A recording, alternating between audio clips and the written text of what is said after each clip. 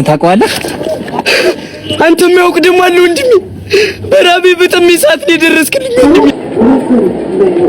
ቃል ራሱ ማለት ነው ያደረጉን ከሚል የተሻለ ሄሎ ጋይስ እንዴት ናችሁ? ቢኒያም ነኝ በድጋሜ ዛሬ የሚገራርሙ የሚያስቁ የሚያሳቅቁ ቪዲዮዎችን እንደ ሁልጊዜው ይዤላችሁ ከች ብያለሁ። ዛሬ ደግሞ ቀልድ ብቻ አይደለም ይዤ የመጣሁት የሆኑ መረጃዎችን ይዤላችሁ መጥቻለሁ። አክቹአሊ ፋሚሊያር ትሆናላችሁ ከሱ መረጃ ጋር እስኪ አብረን የምናየው ይሆናል። እንዴት ናችሁ? ቻናሉን ሰብስክራይብ እያደረጋችሁ እንደሆነ ተስፋ አድርጋለሁ። ቪዲዮውን ከማየታችሁ በፊት ላይክ አድርጋችሁ ጀምሩ። በኋላ ያው በቪዲዮ ስስቁ በሳቅ ምናምን ረስታችሁት እንዳትወጡ ማለት ነው። ጋይስ ወሬ ሳናበዛ የመጀመሪያው ወደ ሆነ ቪዲዮአችን እንሄዳለን። ከእውቀትና ከገንዘብ ይለናል። እስኪ እንየው።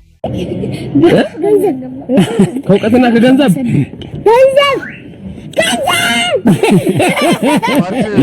ዋን ነበረው ማለት ነው።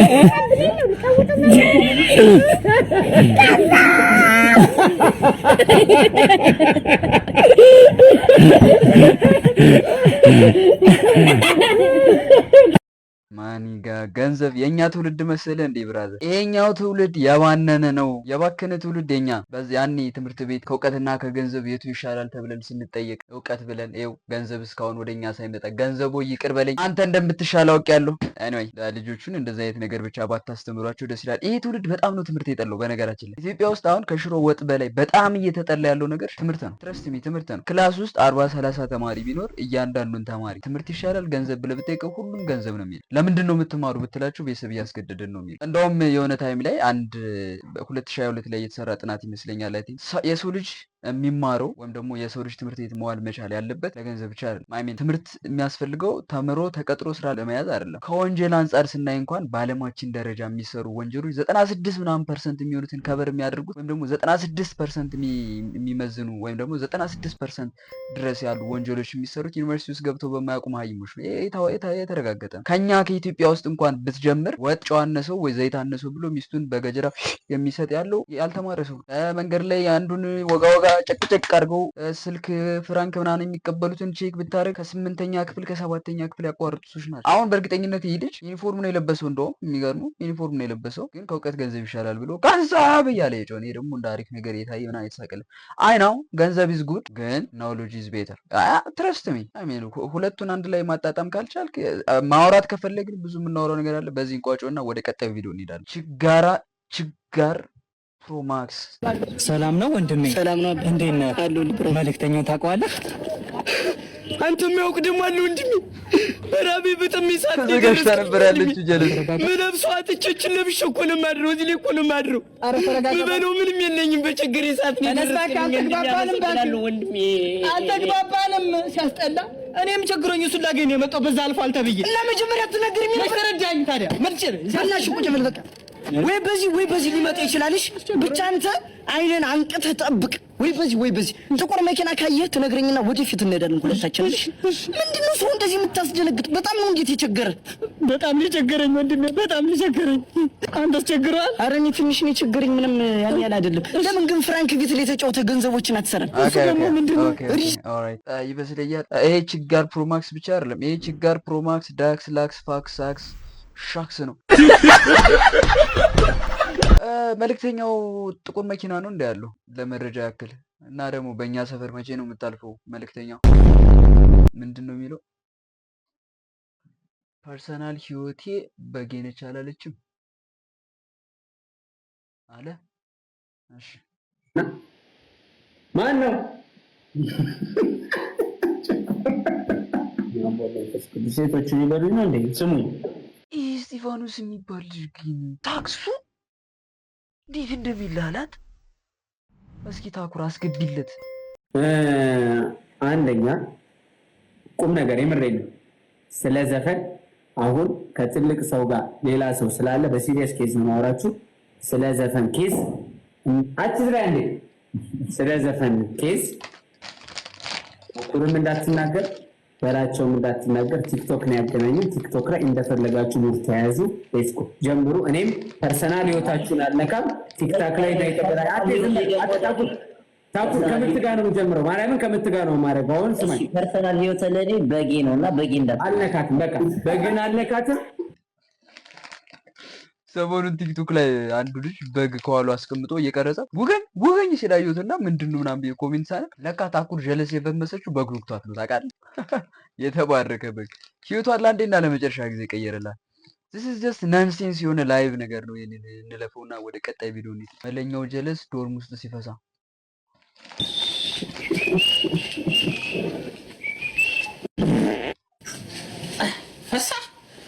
ፈሳ ምን ዝምብለሽ ታላቀች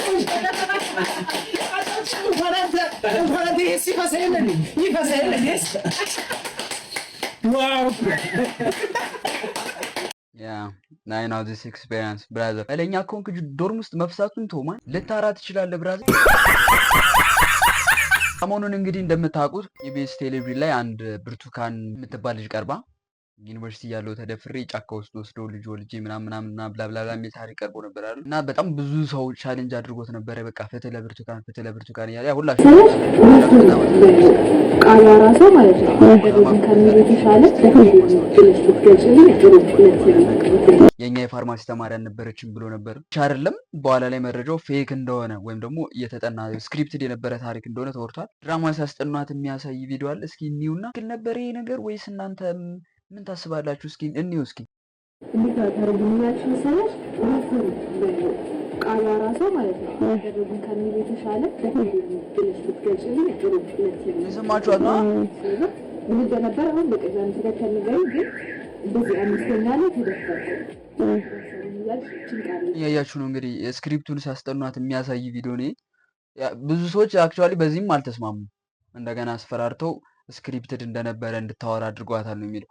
ከዛ ሲቀጥል ደግሞ አሁንም ሌላ ቪዲዮ አለ በዚህ ዙሪያ ማለት ነው። ራስር ላይ የኦርቶዶክስ ጋብቻ አለ እንዴ? ዶክመንተሪ ላይ ከታዘብኩት ላካፍላችሁ። በመጀመሪያ መልካቸው የተለያየ ሆኖ አግኝቼዋለሁ። ሁለተኛ ጥር 10 የዋለው ሮብ ቀን ነው። በዚያ ላይ የጾም ቀን ነው። በዚህ ሰዓት ደግሞ ጋብቻ አይፈጸም የኦርቶዶክስ። ሶስተኛ ብርቱካን የተወለድኩት ስናር ወረዳ ነው ስትል እህቷ ደግሞ እነሴ ወረዳ ነው ብላለች። አራተኛ ባለቤቷ በድንግልና ነው ያገባዋት ሲል ብርቱካን ሳገባው አርግዤ ነበር ብላለች በዶክመንታሪው። አምስተኛ እህቷ በባህላዊ ነው ተጋቡ ስትል ዶክመንታሪው ላይ ግን ዘመናዊ ነጭ ቬሎ ለብሰው ታይተዋል። ስድስተኛ ትላልቅ ቲክቶከሮች ድምፅ ከመሆን ተቆጥበዋል። ሰባተኛ እናንተስ ምን ታዘባችሁ? ኮሜንት ላይ አሳውቁኝ። እኛ ምንም አልታዘብንም። ከዛ ሲቀጥል ደግሞ ሌላ ምን አለ? ሰሞኑ አሁን ከ18 ሰዓት ምናምን በፊት የተፖሰተ ፋስት መረጃ ላይ የተፖሰተ እንትን አለ። ላሳያችሁ አንዴ።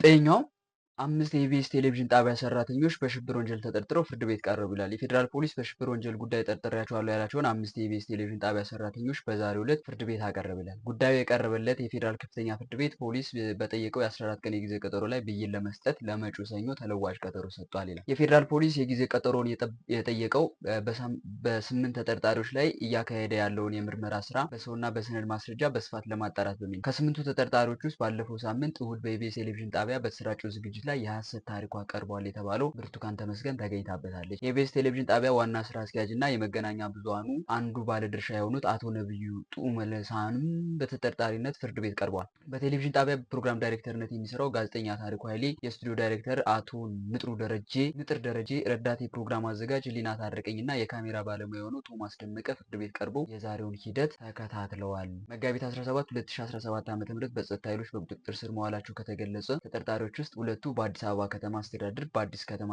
ክፍለ ከተማ ወረዳ 14 በኃላፊነት ሲያገለግሉ የነበሩ ናቸው። ፖሊስ ለፌዴራል ከፍተኛ ፍርድ ቤት ልደታ ምድብ ወንጀል ችሎት ዛሬ አርብ መጋቢት 19 ያቀረበው የጊዜ ቀጠሮ በመጠየቂያ ማመልከቻ ሳምንቱ ተጠርጣሪዎች በሽብር ወንጀል ጉዳይ እንደተጠረጠሩ ይገልጻል ይላል ዘገባው። የኢትዮጵያ ኢንሳይደር ነው የሚለው ፋስት መረጃ ነው። እንግዲህ ይህንን መረጃ ይፋ ያደረገው ማለት ይሄ ነገር ምንድን ነው? ቆይ ምን እየሰራችሁብን ነው? እየተቀለደብን ነው? እየተዝናናችሁብን ነው? ያው እንግዲህ አስተያየቱን ለእናንተ ትቼዋለሁ። እኛ ወደ ቀልዳችን እንመለስና ቀጣይ ታዘና የሚያደርጉን ቪዲዮ እናያለን። የሲግማ ቪዲዮ እያየ ስቱል ላይክ ዋን ላይክ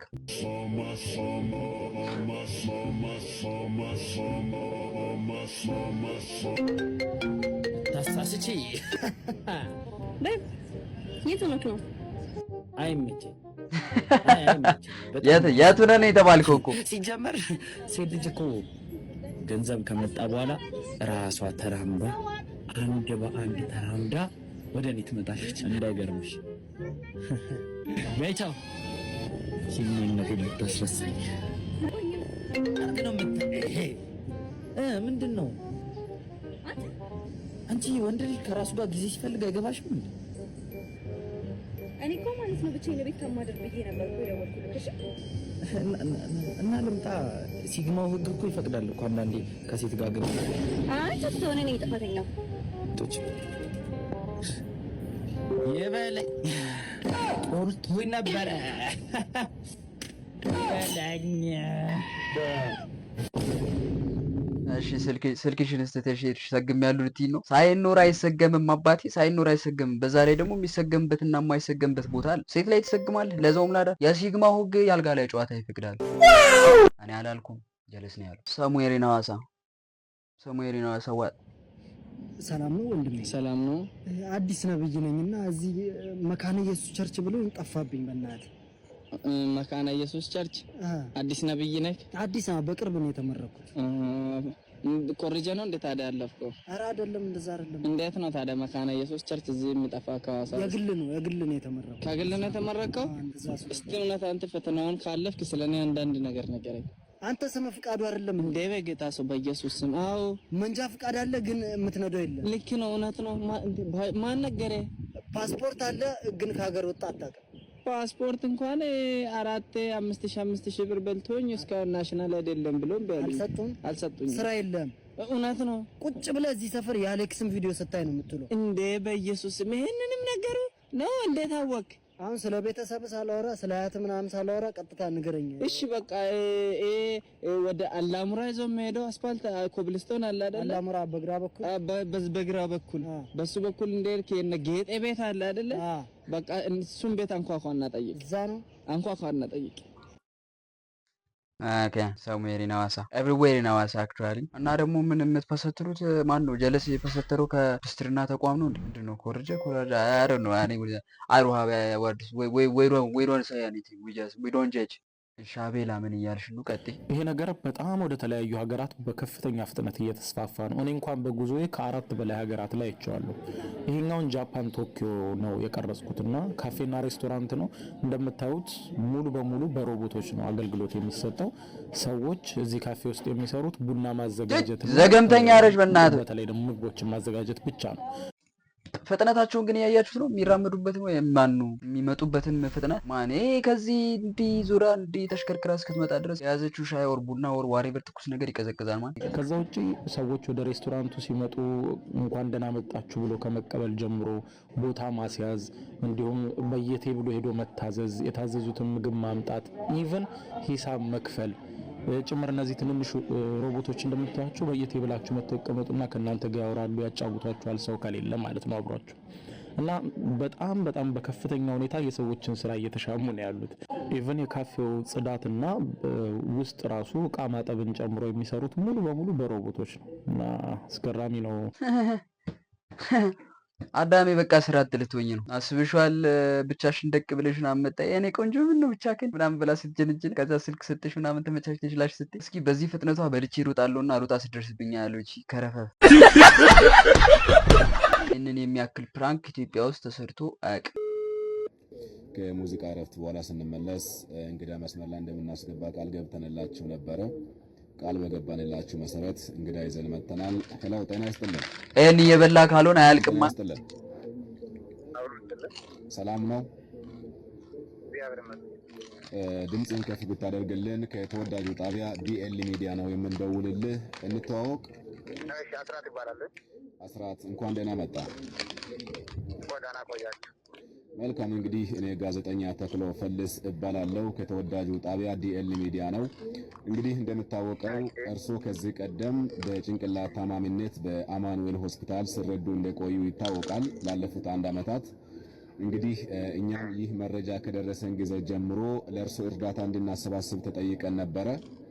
እንግዲህ እርዳታ ስናሰባስብ ነው የቆየነው። 3.7 ሚሊዮን ብር ለእርሶ ተሰብሳቢ አድርገናል። በውስጥ መስመር የኢትዮጵያ ንግድ ባንክ አካውንት ከነሙሉ ስም እስከ አያት ይልኩልናል። እንግዲህ አሁን ያለህበትን የጤንነት ሁኔታ ለአድማጮቻችን ግልጽ አድርገልን። በጣም ተሰነኝ እግዚአብሔር ይመስገን። በጣም ከድሮ ይሻላል። በ2 ሚሊዮን ብር በአንድ ደቂቃ ውስጥ ታማሚ ያደረጉት ጀለስ አመን እኮ ታማሚ እንደነበር። በጣም ደህና ነኝ እግዚአብሔር ይመስገን። በጣም የተለየ ለውጥ አለኝ። ተሽሎሃል? አሁን በጣም የተሻለ ቢያንስ በጣም በትንሹ። መልካም እንግዲህ እርሶን ለማዳን ከፍተኛ ርብርብ ሲያደርጉ ለነበሩ ዶክተሮች፣ የሕክምና ባለሙያዎች የምታስተላልፈው መልእክት አለ? አክብሮትን እንዴት ትገልጽላቸዋለህ?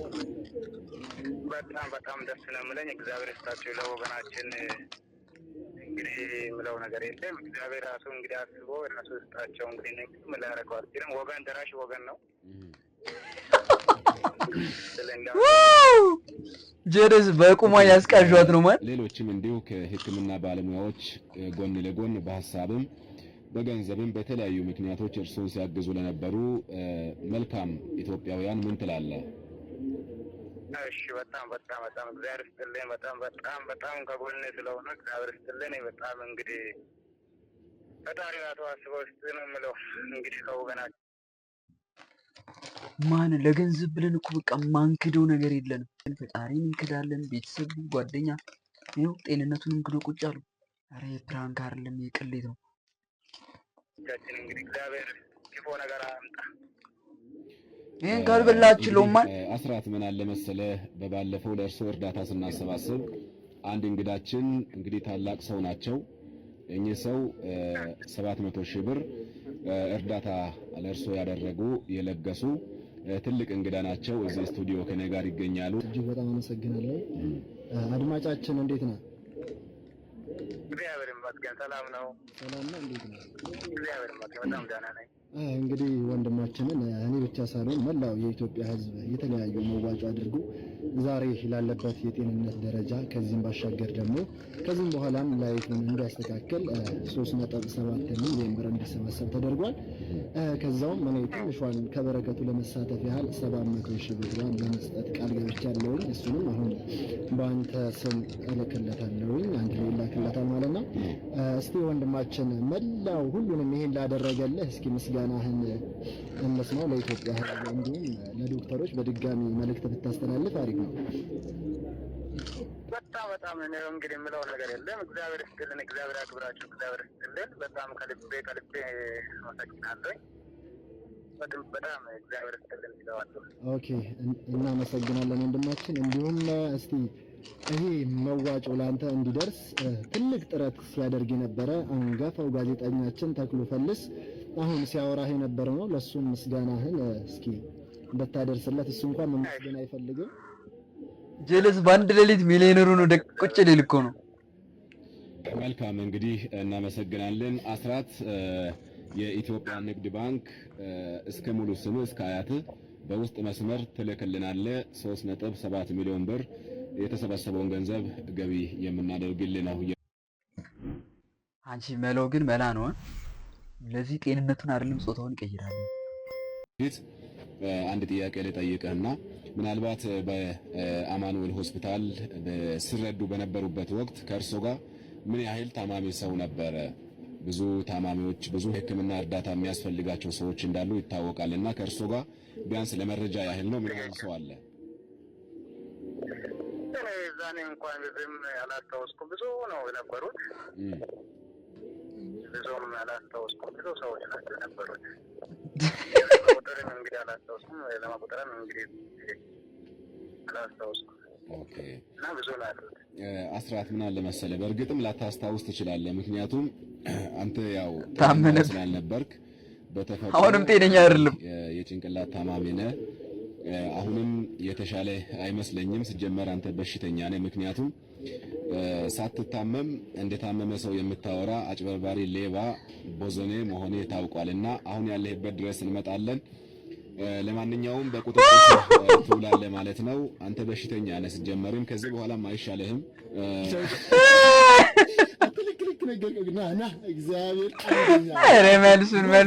ኧረ መልሱን እንፈልጋለን በእናታችን። በቅዱስ ሚካኤል ቅድም ሲያወራ ሰምታችሁት ከሆነ ምንድን ነው ያለው? ክፉ አለመመኘት ነው የሚል ነገር የሰማው ይመስለኛል።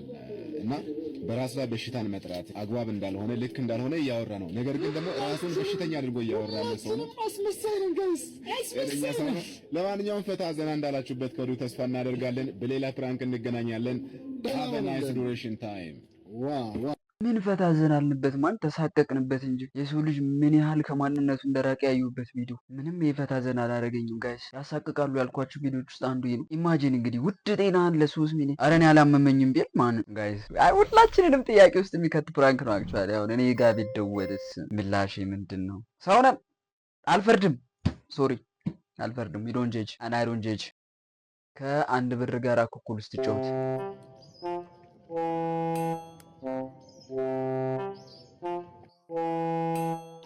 አኩኩሉ አኩኩሉ አኩኩሉ ደጋ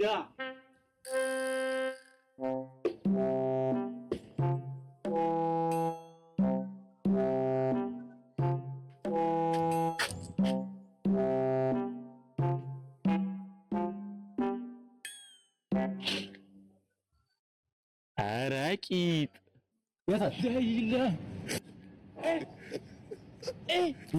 አንደኛ ሁለተኛ ሶስተኛ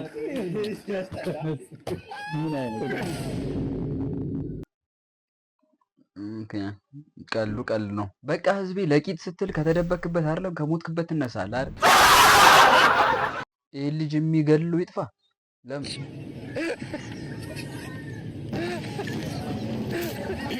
እሺ ሰላም ነው አለን ይመስገን።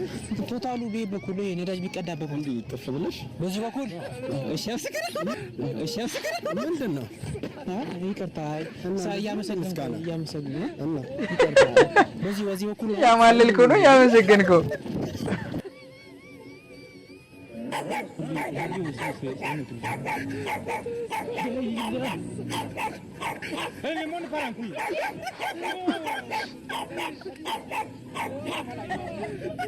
ይህን ህዝብ ምን አድርጉ ነው የምትሉት?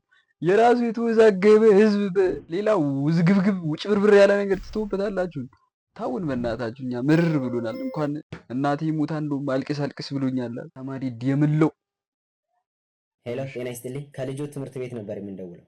እኔ ደግሞ ከቤቴ ነው የማነሳው። ምን ነበር? ስለ ልጆት ልናናግሮት ፈልገን ነበር። ስለ የትኛው? ስለ ተማሪ ደምለው አላወኩትም። አሃ የደምለው ወላጅ አይደሉም? ኦኬ ደምልዬን ነው እንዴ? ደህና ነው ግን እሱ ልጅ ቤት መጥቶ አያውቅም። የኔ አባት እየቀለዱ ነው። ትምህርት ቤትም እኮ መጥቶ አያውቅም ልሎት ነው የደወልኩለት። ኧረ እባክህ እና የት አባቱ ሄዶ ነው? በል እኔ ምን አቅሎታለሁ? እኔን ይጠይቁኛል እንዴ ጭራሽ። ታዲያ እኔስ የት አባቅልሃለሁ? አቤት ማለት እንትን የት ሄዶ ሊሆን ይችላል ብዬ እኮ ነው። ምን ማለት ነው? ልጆ ጠፍቶ ዝም ይላሉ እንዴ? ለፖሊስ አያመለክቱ? አመልክቼማ እኮ 24 ዓመት ካልሞላው አናስተናግድም ብለውኝ ነው። ኧረ እባክህ 24 ሰዓት ካልሞላው ነው ሊሎት የሚችሉት። 48 ሰዓት ነው። ኧረ እባክህ እንደዛ አይሆን እንዴ? እና አሁን ላመልክት? ምን ለነገሩ እስካሁን ሞቶ ነው የሚሆነው። እርሶ ሰው የአባቱ አይደሉም እንዴ? ምን እንጀራ አባቱ ነው? ምን ማለት ነው አባቱ አይደሉም ወይ ማለት? ወይስ ከሚስቴ ጋር ኬዝ አለ? የምን ኬዝ ነው የሚያወሩት? ኧረ እኔ አላውቃትም። ተው ሲጀመር እሷን ፈልገን የደወልከው እንዴ? ኧረ እባክዎት እንደዛ አይደለም። አይዞህ እየቀለድኩብህ ነው። የደምለው አባት እኔ አይደለሁም። ይኸው አባቱ አሁን መጥቷል። አውራው እኔ ዘበኛቸው ነኝ። ምን ዘበኛቸው ነኝ? ሄሎ አባቱ ሄሎ ሰላም አሉ። የደምለው ወላጅ ነው? አዎ ምን ነበር? ልጆት ትምህርት ቤት ከቀረ 3 ቀን ሞላው። በሰላም ነው? አዎ አላጠናም ብሎኝ በርበሬ እያጠንኩት ነው። 1 ኪሎ በርበሬ ይቀረዋል። ሲጨርስ ይመጣል። ጉድ ፈላ። ጤነኛ ሰው የለም እንደ ቤታችሁ? ማለቴ በተወደደ በርበሬ ብዬ ነው። እና ሰናፍጭ ላድርገው? ኧረ ሚጥሚጣም አድርጉለት ከፈለጉ። ግን ለትምህርቱ የሚረዳውን ነገር ቢያደርጉለት አይሻልም? ምን ላድርግለት? ለምን ብራና ኤዱኬሽናል አፕን አይጠቀምም?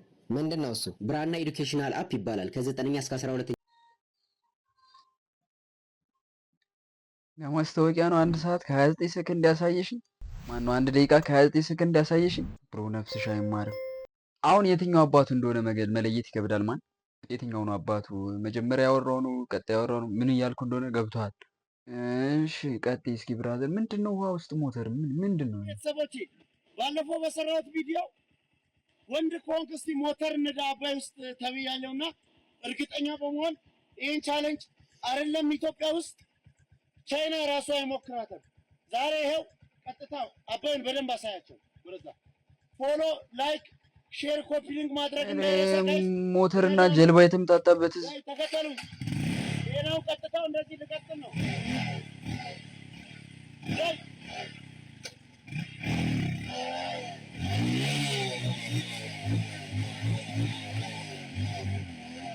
ኧረ እባካችሁ ምን ጠብቃችሁ ነበር? እንዴት ጋይስ በቀጣይ ቪዲዮ አሁን በጣም ስለተናደድኩ በቀጣይ ቪዲዮ በአሪፍ እንደገና ተመልሰን እንገናኛለን። እስከዛ ቻናሉ ሰብስክራይብ እያደረጋችሁ ጠብቁኝ።